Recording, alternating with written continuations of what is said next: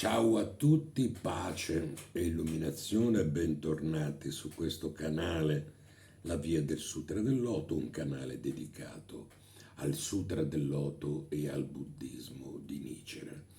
E ti do subito una bellissima notizia. La bellissima notizia qual è? Che dalla prossima settimana farò 2 video alla settimana.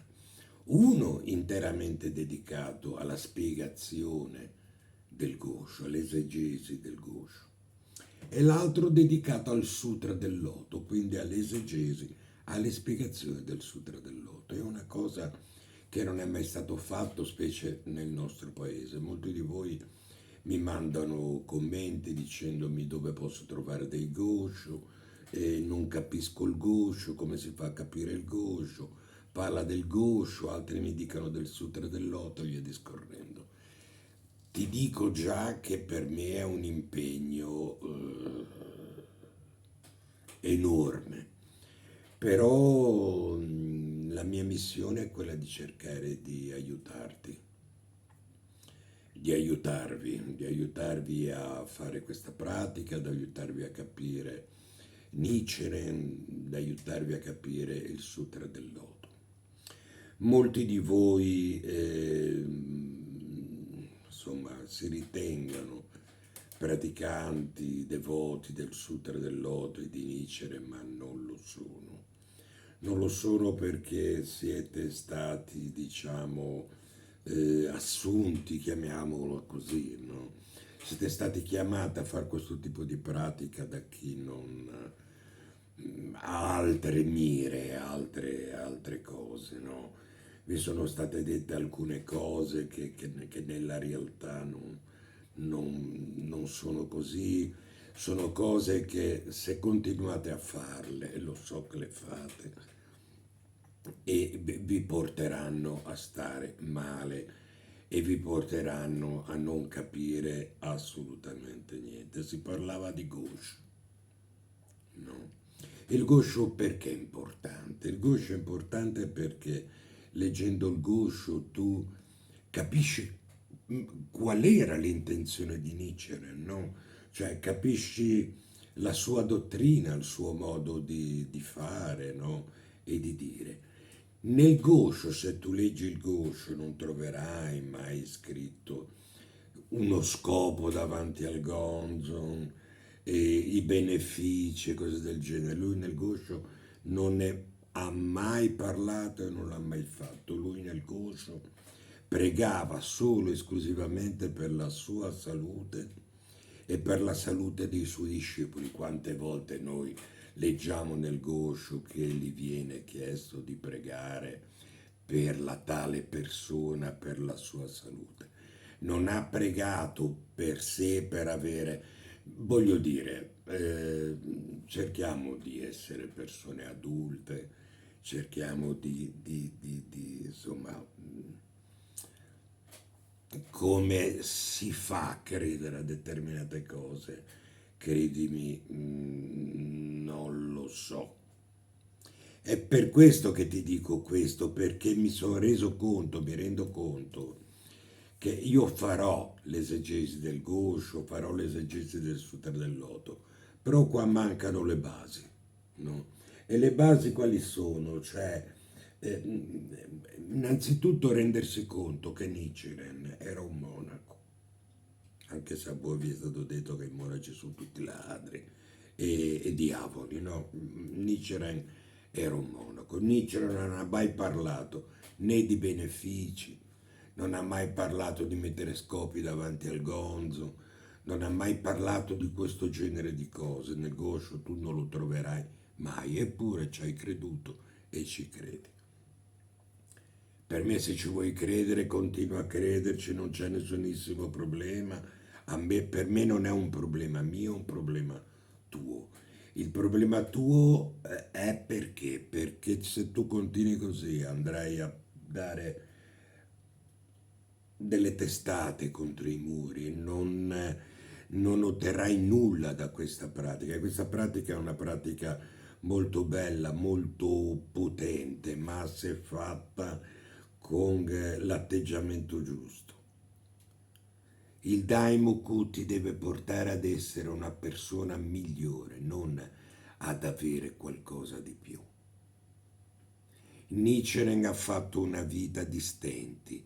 Hai mai letto che Nichiren ha pregato per avere questo, per avere quell'altro? Hai mai letto che Nichiren ha pregato per essere liberato? Cioè tutti questi scopi che vi sono stati propinati in Nichiren non ci sono soltanto nella mente di chi ve l'ha detto. Fate attenzione perché anch'io ne vengo da quella tradizione lì e poi le ho prese tutte qua. E ad un certo punto mi sono reso conto che quello che stavo praticando, dicevo che ero discepolo di Nietzsche, dicevo che ero buddista, dicevo che ero devoto del Sutra del Loto, ma in realtà ero devoto soltanto al mio egoismo, cioè facevo questa pratica soltanto per migliorare me stesso, per le cose che avevo e per le cose che non avevo. Quando poi ho continuato e ho visto che insomma il buddismo è un'altra cosa, ti basta leggere 2 o 3 pagine di buddismo per renderti conto che il Buddha andava contro i desideri perché il Buddha diceva che la causa della nostra sofferenza sono i desideri. Se tu metti i desideri davanti al gonzo non fai altro che buttare benzina sul fuoco, quindi avrai solo tristezza e solo amarezza, quindi ti conviene ascoltare e non farlo. Ti conviene cominciare a fare le cose seriamente, ti conviene cominciare a leggere il Gosho, sentire e condividere questi video, ascoltarli bene e fare che gli insegnamenti del Gosho, fare che i Gosho diventino la tua vita. Nel Sutra del Loto ci sono molti racconti, vengono descritti molti bodhisattva, ogni bodhisattva ha uno scopo. E lo scopo qual è?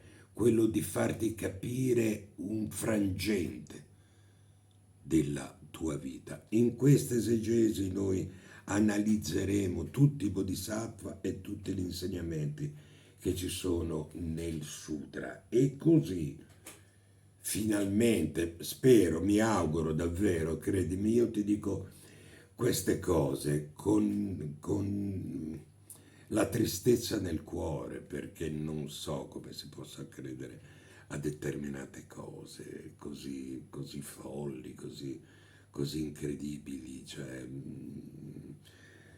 non lo so, quindi non ne voglio nemmeno parlare, voi sapete come la penso, voi mi seguite e sapete che insomma il buddismo di Nichiren e il Sutra del Loto, il buddismo, è tutt'altra cosa da quella che state praticando, perché molti di voi dicono noi facciamo Daimoku, ma non hanno mai fatto Daimoku 5 minuti nella loro vita, anche se vi fate delle catene di Daimoku di ore, perché il Daimoku, se non lo fai con l'atteggiamento giusto, il Daimoku è solo una parola, quindi stai perdendo solo tempo. Io te lo dico bello chiaramente perché io l'ho vissuto sulla mia pelle e quando me ne sono accorto non è stato un bel momento. Non è stato un bel momento perché mi sono sentito solo, perché mi sono sentito da solo, mi sono sentito che ero stato preso in giro. E quando ti senti così non stai bene. Noi abbiamo cominciato a praticare per stare bene noi stessi. Tu devi praticare per la salute tua e la salute dei tuoi cari. Perché se tu pratichi per la macchina nuova, per la casa nuova, per il lavoro nuovo, se non stai bene, queste cose qua non ti servono a niente. Quindi prega per la salute tua e degli altri. Prega per il benessere degli altri. Tu hai in mano una forza che è il Daimoku. Il Daimoku usalo per questi scopi.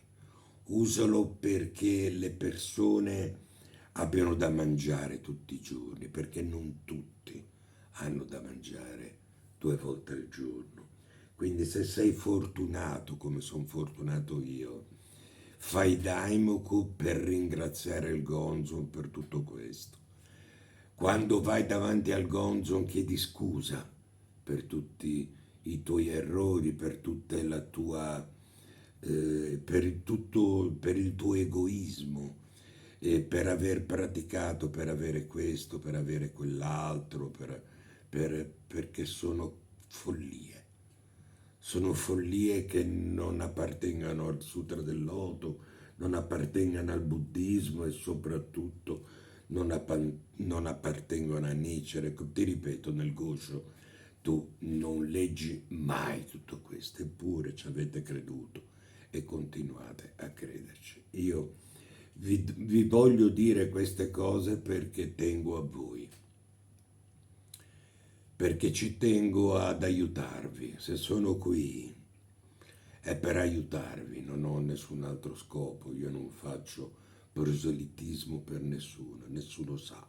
Non parlo mai della mia scuola di appartenenza, non ne parlo mai, quindi non mi interessa fare shakubuku, shakubuku e shakubuku. Shakubuku lo fai con la tua vita, lo shakubuku lo fai alle persone che incontri comportandoti in un determinato modo. Le persone guardandoti dicono, quella è una bella persona. Se quello che fa lo rende così, voglio farlo anch'io. Ecco, quello è lo shakubuku. Lo shakubuku non è andare lì e dire fai Nammyo Renge Kyo, hai capito?